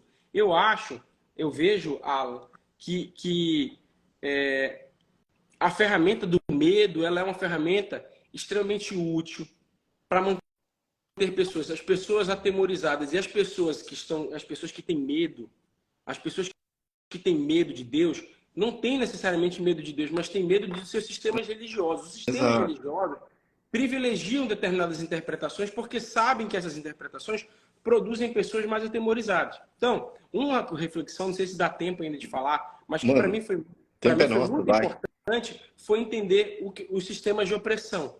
Um beijo para o Teus Barbosa. Então, os sistemas de opressão funcionam mais ou menos assim. Um sistema de opressão não tem... Um sistema de opressão opera de modo a gerar pessoas devedoras. Ou seja, eu preciso criar... Como eu não consigo ter vigilância completa sobre todas as pessoas, à base de violência, eu preciso... Todd Von. Esse aqui é um gênio. Esse cara é um gênio. Você tinha que chamar esse cara para fazer uma live, tá, mano? Obviamente que é você, que é o Estevão que está copiando de mim. Eu sempre usei chapéu, ele nunca. Mas chama o Todd para fazer uma live falando de espiritualidade. Acho que você vai se amarrar nesse cara. Demorou, Todd. É brincadeira. Eu falei no início da live que eu estava homenageando o Estevão aqui com o chapéu, tá? Você tinha que chamar. Eu vou chamar. E aí o que acontece? Olha que coisa interessante. Então, olha só como é que funciona o sistema de opressão. Como eu não tenho capacidade de impor, na base da violência, a obediência a todas as pessoas, quando se trata de um corpo, eu preciso que essas pessoas sejam replicadoras na sua própria mente do meu poder. Percebe o que eu estou dizendo? Então, veja, o capitalismo não consegue botar arma na cabeça de todo mundo para dizer fabrique e produza. Então, o capitalismo precisa colocar na cabeça das pessoas o chicote. Certo? Então, olha só como é que funciona o sistema de opressão. Eu fui começando a perceber, tentando entender como todos os sistemas de opressão funcionavam. Os sistemas de opressão, eles pregam obediência e eles estabelecem alvos impossíveis de serem cumpridos. Então, vamos lá. Se tu nasce e eu te digo que tu me deve $1 bilhão, desde pequeno eu te convenço que tu me deve $1 bilhão, qual é a chance de tu me pagar? Aí vão dizer, não, mas você deve. E o Estevão deve. Todo mundo deve $1 bilhão. E você vai passar a sua vida inteira fazendo o quê? Tentando, né? Tentando me pagar. Mas eu te estabeleci uma dívida que eu sei que tu nunca vai pagar. E mesmo alguém que tenha pago a dívida de $1 bilhão, pagou a que custo? A que preço? Então, a que preço que foi pago para que esse $1 bilhão fosse pago, né? Então, ninguém paga. Pois bem, vamos lá. Imagina um sistema religioso, a quantidade de regras que são impostas. e que devem ser cumpridas. Eu vou dizer dentro da minha tradição religiosa. Bom, dentro da minha tradição religiosa, eu vou lembrar algumas que me foram ensinadas que eu deveria cumprir. Posso falar? Acho que vem à mente? Vai. Então eu vou falar só no campo da sexualidade. No campo da sexualidade, eu não posso me masturbar, eu não posso desejar uma pessoa, olhar e desejar. Eu não posso consumir pornografia, até aí todo mundo está em comum, mas eu não posso fazer sexo antes do casamento, eu não posso beijar na boca de uma pessoa do mesmo sexo, ou ter qualquer atração para uma pessoa do mesmo sexo, até dizer, tudo bem, beleza. Eu não posso comer carne de porco, eu não posso comer camarão, eu não posso comer presunto, eu não posso beber Coca-Cola, eu não posso beber café. Eu não posso pintar minha unha de uma cor, só de esmalte incolor. Eu não posso deixar o cabelo crescer, eu não posso ter brinco, eu não posso ter tatuagem. Eu não posso jogar bola no sábado, eu não posso ver TV no sábado. Eu não posso ouvir música do mundo. Eu não posso tocar música que tem bateria. Eu não posso tocar música que tem notas muito agudas ou que tem muitos efeitos na voz. Eu não posso... que mais? Deixa eu lembrar de mais alguma coisa. Eu não posso colocar o inário da igreja em cima da Bíblia. A Bíblia tem que estar em cima do inário. Eu não posso usar calça jeans no Santíssimo. Eu não posso. Uma mulher não pode usar calça jeans. Uma mulher não pode usar calça. Não pode usar maquiagem. Uma mulher não pode usar maquiagem. Um homem não pode usar maquiagem. Eu não posso usar enfeite. Olha a quantidade de regras. São algumas que vêm à cabeça. Então, juntando todas essas regras, eu te pergunto, quem é que paga esse $1 bilhão? Quem é que paga? Eu não posso misturar verdura com fruta. Eu não posso comer carne. Eu não posso comer queijo. Queijo jamais deveria entrar na boca de um cristão. Essa frase é real. Ela existe, está escrita num livro, que é considerado inspirado por Deus. Então, vamos lá. Cada um vai ter a sua igreja diferente. E aí a igreja vai dizer, não, a minha igreja não tem essa. Beleza. O legalismo é um self-service que muda o que você coloca no prato. A balança no final é a mesma. O jeito que a minha igreja te condena por não guardar o sábado é o jeito que a tua igreja te condena se tu gostar de menino e tu for menino. Então, tá tudo certo, tá tudo em casa. É o jeito que a tua igreja te condena se tu não votar no número que a igreja quer que você vote. Mudo não pode, mas o não pode permanece, né? A lógica do não pode permanece. Então, vamos lá. Juntando todas essas regras, quem é que paga? Quem é que dá conta? Tem um pastor, você é pastor, você conheceu muito. Tem algum que cumpre no grau mesmo? Jamais, mano. Ninguém cumpre, né? Então eu te pergunto. Pastor, eu te pergunto. O objetivo é que as pessoas cumpram essas leis todas? Ou é que elas se mantenham pagando? Aí eu vou para outro sistema de opressão. Vamos lá. O que o machismo pede da mulher? O machismo pede que a mulher... Primeira coisa que o machismo pede da mulher, que ela não envelheça. Que ela não envelheça. Ela não pode envelhecer. Ela não pode estar sujeita à ação do tempo. Pede que ela tenha gordura em partes exclusivas do corpo, bunda e peito, mas que nas outras partes do corpo ela seja completamente magra. Pede que ela não tenha celulite. Pede que os seios dela não caiam. Pede que ela esteja sempre maquiada e pronta. Pede que ela ande em cima de 2 pedaços de pau, que chama de salto. Pede que ela pinte a cara para sair de casa. Pede que ela use roupas coladas e apertadas, que ela não sente de perna aberta. Pede que ela seja uma mulher extremamente libidinosa para com o seu marido e zero libidinosa fora do seu relacionamento. Ela tem que ter uma libido exclusiva de uma pessoa só. Pede que ela seja libidinosa aqui, mas que lá ela não tenha libido, que ela tenha seja um ser assexuado fora de um contexto específico. Pede que ela esconda o corpo dela, ao mesmo tempo exige que ela mostre o corpo dela. Exige que ela seja uma dona de casa dedicada, ao mesmo tempo ela tem que ser uma profissional, ao mesmo tempo ela tem que ser uma mãe, ao mesmo tempo ela tem que cuidar de uma casa, trabalhar de filhos e ainda tem que estar cheia de tesão quando o marido dela chegar em casa. Ou seja, os pedidos que são feitos à mulher são impossíveis de serem cumpridos. Eu te pergunto, o objetivo é que a mulher cumpra essas coisas? Não! O objetivo é que ela se mantenha pagando. Porque se ela é devedora, ela aceita humilhação. Ela diz, mas meu marido é demais, que ele ainda lava uma louça de vez em quando. E ela, de boa, tô feliz. Pelo menos ele não me trai. Então veja, é uma conta que a pessoa tá tão devedora que ela aceita qualquer coisa. Exato. Pois bem, na minha opinião, eu não tô falando quem Deus é. Você sabe, você que estudou a Bíblia, você sabe quem Deus é. Eu não sei. Você sabe. Eu não sei, tá? Não, para com isso. A pessoa que está aqui na live, que leu a Bíblia e que leu do jeito certo, ela sabe quem Deus é. Então eu deixo você explicar quem Deus é. Então vamos lá. Isso, como é que é? tudo certo, cada igreja... Você estudou a Bíblia, eu não estudei. Então, o que eu quero? Dentro da visão de quem não estuda a Bíblia, que sou eu, o que eu compreendo é que, na prática, determinadas crenças mantêm as pessoas num lugar de dívida tão profundo, tão intensa e tão impagável com Deus, que quando manda ela botar uma camiseta e distribuir um livro no farol, no sábado, debaixo do sol, ela faz isso. E se sente privilegiada. E se sente privilegiada por estar servindo. Então ela vai lá e quando mandam ela vender a casa dela e dar tudo para Deus, ela vai dar a casa dela e vende para Deus e faz o que ela quiser. Quando mandam ela namorar do jeito X ou do jeito Y, ou pedir autorização de uma pessoa para ver se ela pode namorar, Ela faz. ela aceita. Então as pessoas aceitam qualquer coisa porque elas são lixo. Então eu não estou falando de quem Deus é. Eu estou falando do que a gente tem na nossa cabeça. Isso serve para todos os sistemas de opressão. O que o capitalismo te diz? O capitalismo diz que você tem que trabalhar muito, mas você não pode trabalhar tanto. Que você tem que ganhar muito dinheiro, mas o dinheiro é só consequência. Que você tem que ter a casa do Bill Gates, a fortuna do Elon Musk, ele te bota alvos impossíveis, de modo que você nunca alcança o final da linha no capitalismo. Tem que ter uma família equilibrada, uma espiritualidade equilibrada, um físico incrível, tudo isso o capitalismo te coloca. Você não alcança, mas você se mantém pagando. Por isso que todo ano você compra um iPhone novo. Por isso que todo ano você compra um carro novo. Por isso que você compra aquela roupa daquela marca cara. Por isso que você se endivida e se mantém produzindo. Aí vai dizer, lá vem o comunista. Entenda, todo sistema de opressão, se você pegar um regime ditatorial comunista, qualquer coisa vai te colocar sempre num lugar de endividamento, que vai te dizer, você tem que alcançar esse padrão aqui. Esse padrão vai ser cada vez mais alto e vai ser inalcançável, porque o objetivo não é que você alcance. Se fosse assim, os líderes, pelo menos, alcançariam, mas não alcançam. Então, o objetivo é manter a gente pagando.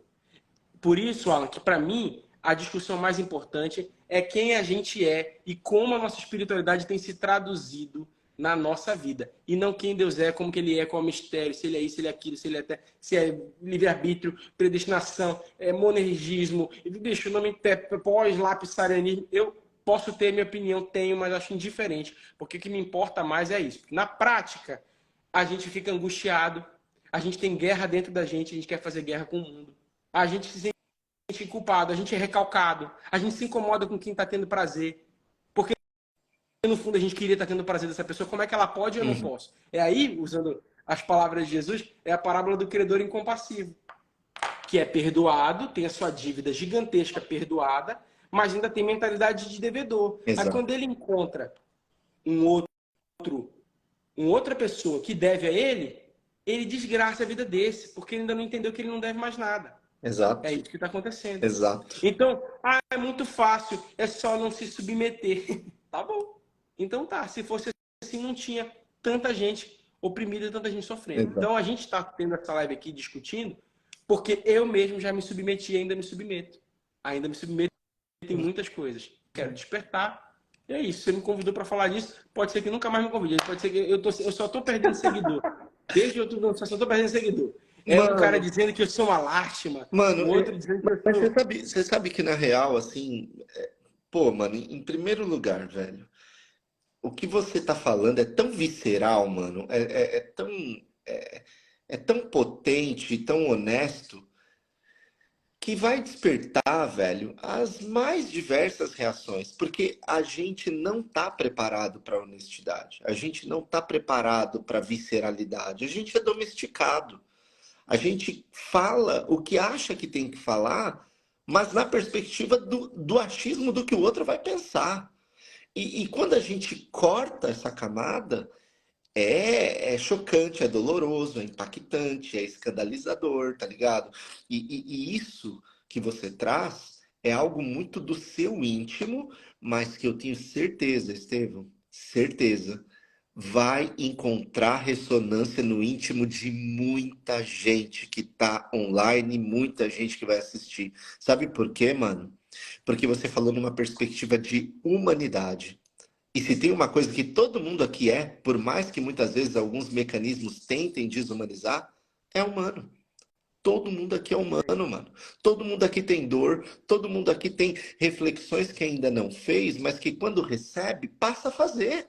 É um alarme, é um marcador às vezes. essa live pode ser um marcador para muita gente, como eu perguntei quais eram os seus marcadores no Cara, começo. Alan, eu vou dizer uma coisa. Para mim, o grande processo, e até dizer assim, eu não tô tratando ninguém mal, esse cara tá demais esse Alê, né? O Alê virou um elemento precioso na nossa live aqui. É. É que não tem, a gente não tá, a gente às vezes parece O que não tá Ale, nem... o Ale, mas na verdade o Ale me decifrou. Eu sou um pastor muito fraco. Eu, É eu sou, isso, eu sou muito é fraco, isso, mas eu sou exatamente. mesmo. Eu não é ironia, Ale. Você tá certo, eu sou fraco. Eu não sei um monte de coisa. Eu não sei um monte de coisa de Bíblia. Eu não tenho um monte de resposta. Mas eu estou interessado em fazer perguntas. E essa live foi para isso. Eu Isso chamei o cara, assim, Estevam para perguntar, entendeu? E eu tô te ouvindo, irmão. Porque para mim, esse é o cerne da coisa. Eu não tenho as respostas, mas eu tenho perguntas a fazer, tá cara, ligado? e para mim veja, eu tô muito mais, por exemplo, olha que coisa interessante. Eu, eu nem me conheço, bicho. Eu nem me conheço. Eu tô me conhecendo, entende? Então eu acho que essa é uma jornada muito interessante, a jornada de se conhecer. Uhum. Então eu acho muito louco, muito presunçoso a gente explicar o divino. Eu não sei, cara. Não sei, eu acho que eu não me conheço de verdade. Então, assim, é, a única parte, a única parte que me interessa da espiritualidade hoje, para mim, resumindo e voltando a dizer, é como que isso está se traduzindo aqui no meu peito, mano. A paz. Então, hoje eu consegui olhar para mim mesmo no espelho, por exemplo, eu parar de pensar em dar cabo à minha própria vida, pô, é uma vitória Uhum. maravilhosa. Parar de pensar em morrer, cara, pô, é uma vitória maravilhosa. Parar de pensar que o elevador vai cair, pô, divino, Divino. divino. Divino, Então, mano. essas para mim são grandes vitórias. E elas passam pela compreensão de aceitar o que eu não sei, aceitar que eu não entendo exatamente o que está do lado de lá, e de alguma maneira crer, de uma maneira mística mesmo, crer que eu sou amado. Uhum. Eu creio que eu sou amado. De uma maneira mística, eu não tenho muita explicação, eu não consigo explicar para ninguém, mas eu creio de uma maneira muito interior que eu sou amado, que eu sou Mano. que eu sou querido, que eu sou, sabe, que existe um Deus e ele me quer, ele me deseja se relacionar comigo, deseja... Eu creio nessas coisas, mas não sei muito como explicar. Não tem um verso que explique isso, né? Porque os versos são passíveis de interpretação, né? Então eu entendo dessa maneira. Ô, Eu entendo isso ô desse modo. Estevam, E eu ô acho que isso Estevam. passou muito por me aceitar também, sabe, Alan? Mais Uhum. do que por encontrar uma explicação específica que, finalmente essa explicação me trouxe paz. Eu admiro as pessoas que estão em paz faz tempo.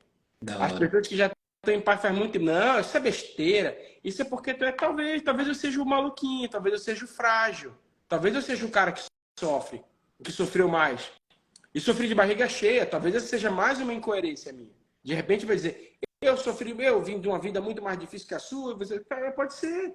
Eu sou essa incoerência toda. Então, eu acho que o mais importante, o mais interessante disso tudo é estar em paz. E é ser uma pessoa que ao meu redor produz essa mesma paz. Eu acho que isso, inclusive, é um efeito, é um dos sintomas mais interessantes de quando a gente está em paz. Parece que quando a gente amadurece, Alan, a gente oportuniza outros amadurecimentos. Uhum. Parece que a gente cria um novo padrão para dizendo assim, ó, então aí, ó, o Josias, que é meu amigo, nem Isaías, não me interessa Isaías, mano. Eu tenho pressa para paz, eu quero estar em paz, eu quero estar tranquilo. Eu tô Ô tranquilo, entendeu? Estevam. Então, assim, eu quero estar tranquilo. Para mim é importante. Então, assim, o que Isaías sentiu, Daniel, não sei o quê, eu não gasto. Eu tenho minha opinião sobre outro dia a gente conversa sobre isso, sobre essas opiniões específicas das coisas. Mas a coisa que mais me importa, que eu acho que a gente deveria se importar mais, no final das contas, é essa paz, porque eu tenho pressa para isso. Eu não gosto de sofrer, não. Massa, massa. Eu gosto de sofrer e Mano, não gosto de ver gente sofrendo. Eu acho que quando eu então, vejo gente sofrendo, eu quero trabalhar para que essas pessoas, assim como eu, encontrem paz. E essa paz vai vir de pão, é isso. conversa, É isso. moradia, acolhimento. Isso é o que me importa. É isso. O resto eu acho que é passível de novas interpretações. Você Aí eu sabe, dou razão para você. Você provavelmente está certo. você sabe que eu fui. Eu fiquei tão assim incomodado, mano, com essa realidade que me foi imposta de que só nós estamos certos, só nós temos a verdade, só nós possuímos a completude da sabedoria, que eu fui estudar, tá ligado, mano? E aí eu fui conhecer outras espiritualidades. Eu não queria explicar Deus na visão dessas pessoas. Eu queria ver como essas pessoas entendiam Deus, como elas viam Deus, como elas entendiam na experiência delas a espiritualidade. Aí eu fui ver, mano, sabe, as espiritualidades que nunca me foram apresentadas e que quando me mencionavam delas, elas eram comumente demonizadas. Sim. Então, tipo, pô, quando eu ouvia falar sobre teologia feminista, eu sempre, mano, sempre ouvi dizer que não dá para ser feminista e cristão. Se você é feminista e cristã, uma das duas coisas está errada. Aí eu fui fazer o meu mestrado, depois entrei no doutorado para estudar teologia feminista. Eu vi pessoas dizerem, Estevão, que a teologia feminista quer, na verdade, transformar Deus, ao invés de pai, uma mãe, virar mulher. Cara, é cada absurdo que as pessoas colocam na boca dos outros, mano. Eu fui estudar teologia negra, espiritualidade africana. E sabe, Estevão, sabe o que que eu percebi, mano?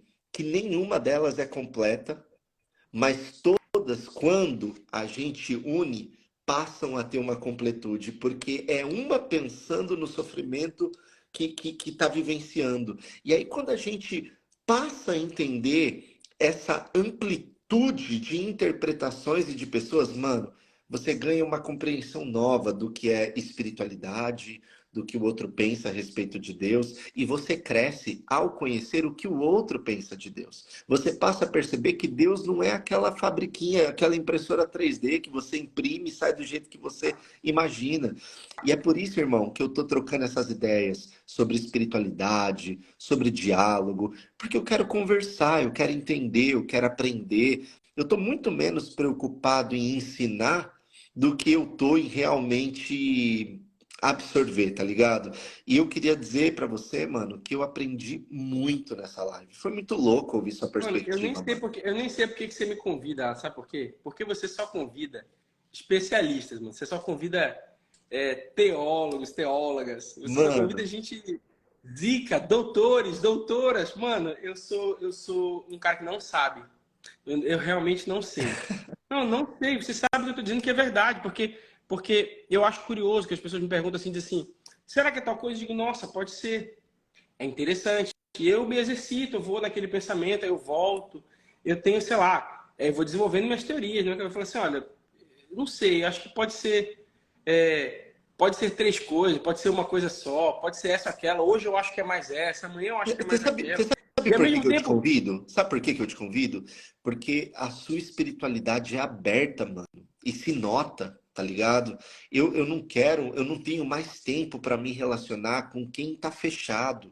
Eu não tenho mais tempo, mano, pra gastar com quem não quer ouvir, com quem só quer falar, e, com quem não quer viver, Alan, só quer cuidar da vida dos outros, tá ligado? eu vou te dizer uma coisa, bicho. Eu acho engraçado porque as pessoas me perguntam e dizem, afirmam que eu sou coisa. Eu tava falando com uma amiga esses dias, e ela me dizendo assim: tá, mas se as pessoas me perguntarem se tu é dessa igreja, o que é que eu respondo? Ela fala assim: o que que você acha que você tem que responder? Não, quero saber se eu respondo que sim ou que não. Porque eu respondi que não. Eu falei, então você respondeu certo, eu não sou. Mas se eu dissesse que sim, eu diria, estaria certo também. E aí é difícil porque as pessoas querem que você dê uma É. resposta. E elas querem que você entre no jogo delas. Mas olha, cara, eu costumo sempre dizer esse exemplo assim. Eu vejo a vida inteira as pessoas discutindo se duendes são bons ou duendes são maus. Ninguém se pergunta se duendes existem. Boa, boa Então demais. eu acho essa questão pequena, porque o cara, bom, eu vou te dar esse exemplo. Uma menina veio me perguntar esses dias: você é cristão? Eu falei assim: o que é um cristão? E é engraçado como essas perguntas ofendem. Por que essa pergunta ofende? Me diga o que é um cristão. Porque existe muita gente se afirmando cristão e essas pessoas são consideradas não cristãs por outros cristãos. Então eu preciso saber a partir de qual perspectiva você está me falando, perguntando se eu sou cristão. Você é cristão? Aí eu digo assim, o que é um cristão? alguém que segue a Bíblia. Eu falo, mas é um jeito específico de seguir a Bíblia ou qualquer pessoa que se considere seguidora da Bíblia? Não, dentro de uma interpretação correta do que é a Bíblia, né? E quem que define que é essa interpretação correta? Ora, existe uma interpretação correta. Você sabe qual é essa interpretação correta? Ela, sei. Eu perguntei, então você tem capacidade de dizer quem é cristão ou não? Ela disse, tenho. Eu falei, então me diga você se eu sou um cristão ou não. Excelente. Aí ela, eu acho que não, mas eu vim aqui confirmar. Aí eu falei assim, então você não queria saber se eu era um cristão. Você queria me acusar de não ser um cristão. É isso, você veio aqui para me acusar de não ser um cristão. Não, porque eu acho que você não segue, porque eu só queria confirmar, mas eu já sabia, eu já tenho minhas opiniões. Ela falou assim, mas você acha correto que você, como cristão, venha à minha página me acusar de não ser cristão e finja que está fazendo uma pergunta? Isso não é mentira? Ô Aí ela, Estevam, aí só vai vendo até o final. Aí ela falou assim, não, porque eu acho que isso aqui tá, isso, tá vendo? Cristãos também erram. Eu errei da maneira que eu falei com você. Eu falei, quem tá dizendo que errou não é você. Eu não tô falando nada. Aí passou um tempo, ela voltou para falar assim, olha só, eu falei assim, mas olha, independente de ser cristão ou não, eu tenho interesse na sua amizade. Se você quiser me ter como amigo, independente de me considerar cristão ou não, eu estou disposto. Aí ela, obrigado, não tenho interesse na sua amizade não. Só queria mesmo fazer essa pergunta. Aí eu falei, tudo bem, então tá, você não vai se mudar de ideia. Se mudar de ideia, eu tô aqui. Aí ela, tá, fique bem, Deus te abençoe. Eu falei, obrigado. Aí passa um tempo, ela volta na minha página. O Deus te abençoe é clássico demais, né, mano? Aí ela volta na minha página assim, olha, eu só queria deixar uma coisa clara. O que eu errei não foi de ter te acusado de não ser cristão. Foi o jeito que eu te acusei de não ser cristão. Aí eu falei assim, querida, quem disse que errou, que acertou é você. Tanto faz, fique em paz. Você está em paz. Eu quero que você fique em paz. Eu não te acusei de nada, você que está se acusando. Então, cara, olha que coisa... olha que coisa maravilhosa. Então, se a pessoa diz que eu não sou, eu concordo com ela. Porque, Alan, veja, é como alguém dizer assim, eu sou bonito. O outro vai olhar e vai dizer, não é feio. Que afirmação boba. Eu posso dizer que eu sou bonito. Você vai dizer que eu não sou. Quem tá certo? Então, uma coisa objetiva, eu posso dizer, cara, eu sou cristão. Eu vou dizer, não é. Ou eu posso dizer, eu não sou, você dizer, é. Porque Jesus não era, vocês dizem que é. Então, Tem, Jesus nunca tem, disse que era cristão. tem Então, assim, uma. Não sei se você conhece esse relato daquele do primeiro existencialista cristão, né, reconhecido assim, chamado Kierkegaard. Fazem a mesma pergunta para ele na Dinamarca e dizem: e aí? Você tem os pensamentos diferentes, às vezes você fala de Jesus, mas às vezes você é irônico com a igreja. Você é cristão ou não? E ele responde: depende. O bispo passo com mais de 40 quartos. E ele é o representante do cristianismo no país. Já Jesus, que é o qual ele representa, não tinha onde reclinar a cabeça. Então depende. Se o bispo da Dinamarca é cristão, eu não sou. Agora, se ele não é, talvez eu seja. É mais ou menos isso, tá ligado?